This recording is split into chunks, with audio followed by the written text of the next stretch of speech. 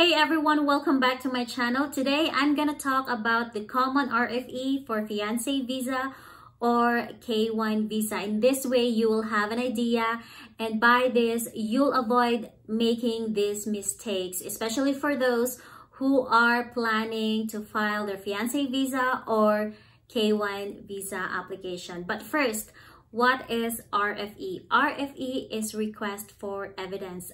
Applicants may only get an RFE if the USCIS needs more information from you. But in my case, I didn't get any RFE or request for evidence along the process of my K1 visa. But if ever you'll get an RFE, don't worry guys, okay? Don't worry too much. This doesn't mean that it's the end of the world for you, okay? There's always a solution for that. The only thing is that RFE can delay the process of your visa application, averaging maybe 2 weeks, but sometimes in some cases it may take longer. But if ever this happens to you, you can always contact the USCIS, okay? So I compiled common RFEs for fiancé visa or K1 visa, and here they are. So here are the common RFEs for fiancé visa or K1 visa.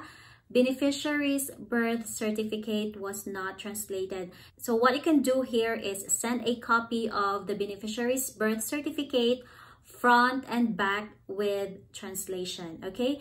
Incorrect check amount causing the entire packet to be sent back. So what you can do is resend the application with correct fee attached.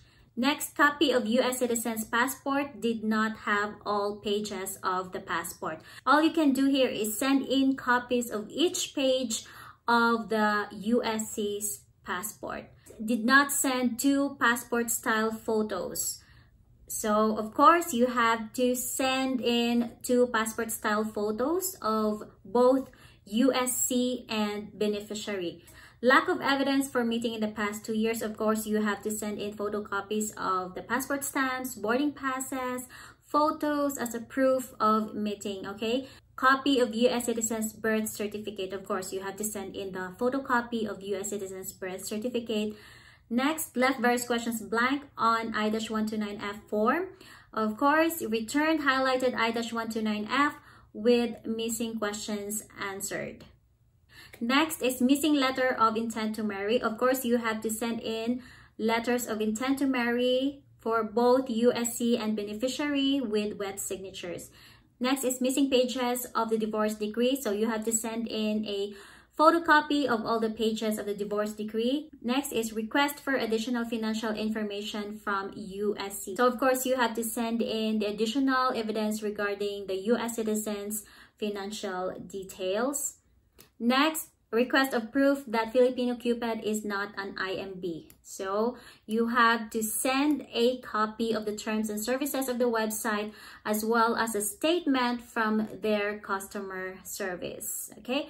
Next is request a resend copy of the US citizen's birth certificate due to not copying both sides. So you have to send copies of US citizen's birth certificate with both sides copied. So front and back, even though the back portion is like empty or blank, okay, you have to send that too.